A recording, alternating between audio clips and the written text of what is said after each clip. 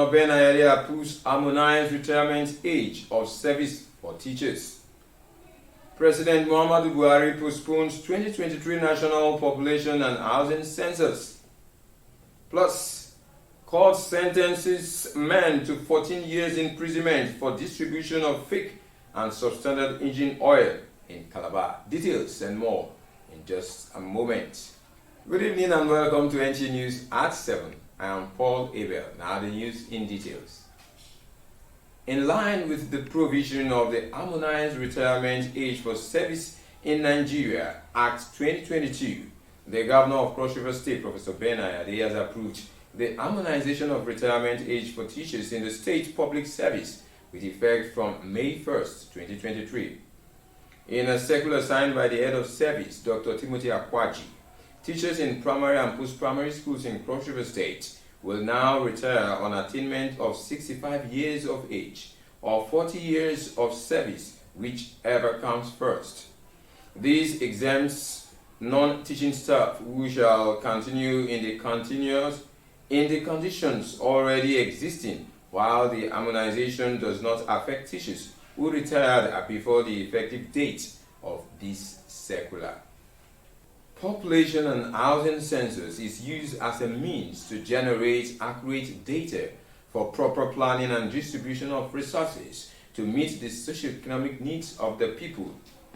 With the postponement of the 2023 population and housing census by the federal government, correspondent Maureen Luo Ajom takes a look at the imperatives of effective population and housing census. Population census is the head count of all the persons living within a country at a particular period of time. This means the counting of all the children, boys, girls, men and women, including those who are physically challenged.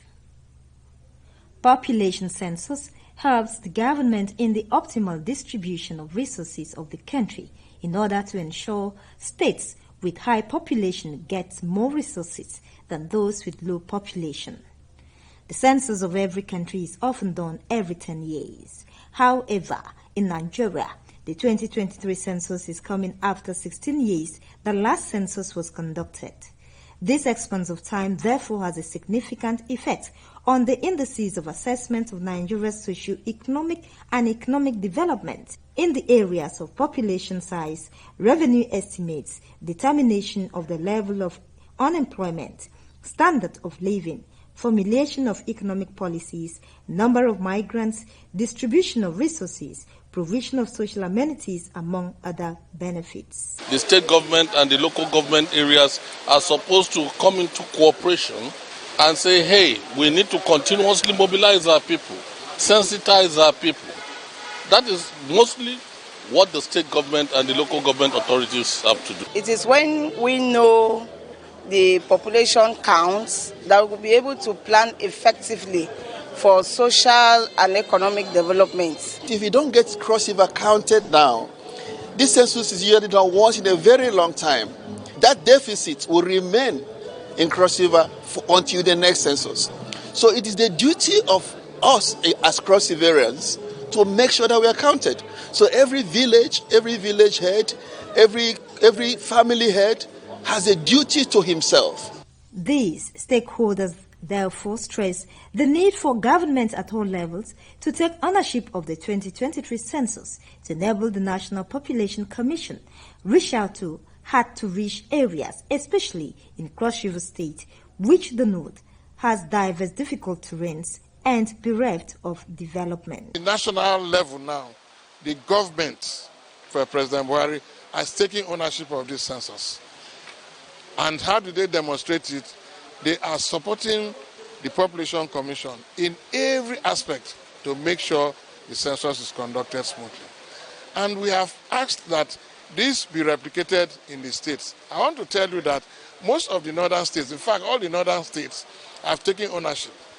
And most of the southern states have also accepted and taken ownership, except Cross River State. Cross River government has not come out properly to say, look, Population Commission, we are behind you. It is expectation of these stakeholders that the Cross River State government will not only focus on electioneering activities to the detriment of achieving a successful headcount in Cross River State. In Calabar, Maureen Leo Ajom, NTA News. The forest is a gold mine which, if properly unearthed and preserved, can improve the economic fortunes of any nation.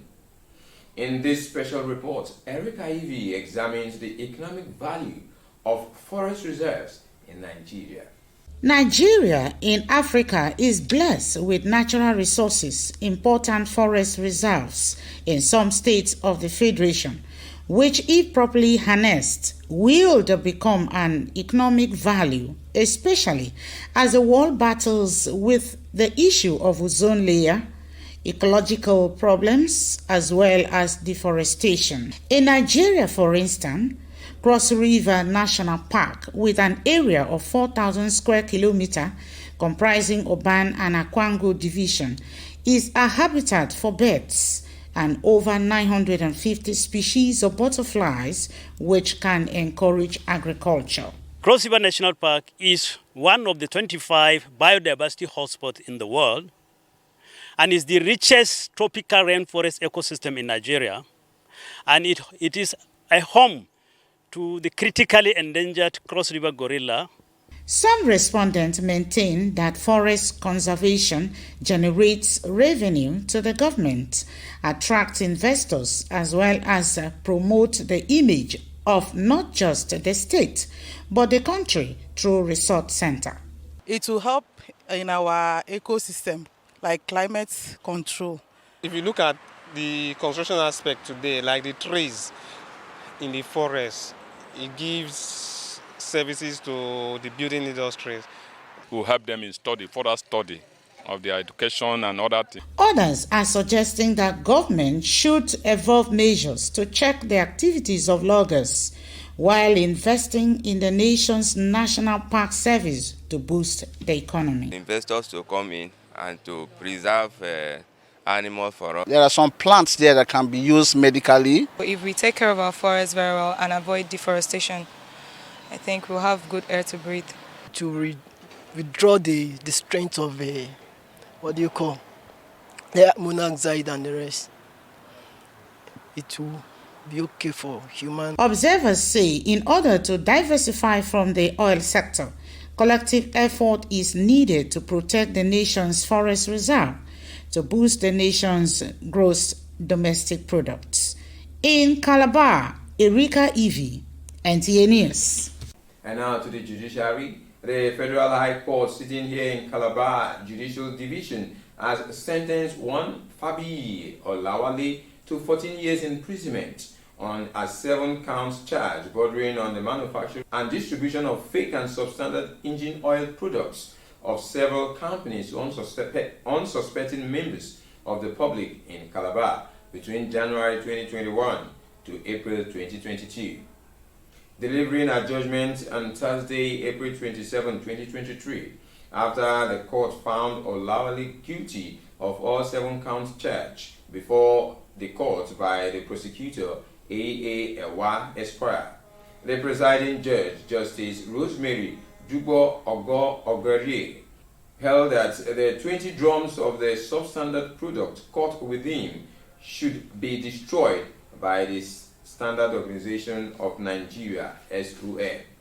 Earlier, Fabi Olawale, who worked as the regional manager for a lubricant company in Nigeria, admitted to have packaged and distributed fake and substandard engine oil products of several companies to some unsuspecting companies and individuals in Calabar, Cross River State.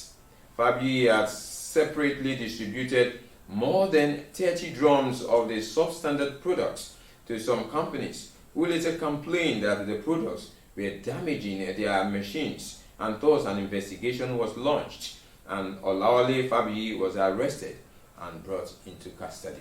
Engineers across the country are being advised to champion electricity regulations in their various states for effective domiciliation and domestication of human and material resources justifying local content for national development. The President, Nigerian Society of Engineers, Tasiu Said Wudil, stated this at the 6th Engineering John Egbe Memorial Lecture organized by the Nigerian Society of Engineers, Calabar branch. Nta Calabar completes the report. Before the amendment of the Act empowers state government to generate, transmit and distribute electricity in areas covered by the national grid, electricity generation was in the exclusive list, and as such, the sector suffered a lot of setbacks in terms of inadequate electricity supply. These setbacks also affected the socio-economic activities of Nigerians, who largely depend on power for manufacturing, production and industrialization functions, as well as domestic uses. Today, the story is changing for the better, as the success story of Osiomo Power Plant in Edo State becomes a focal point for reference, as disclosed by the guest lecturer at the 6th Engineer John Egbe Memorial Lecture.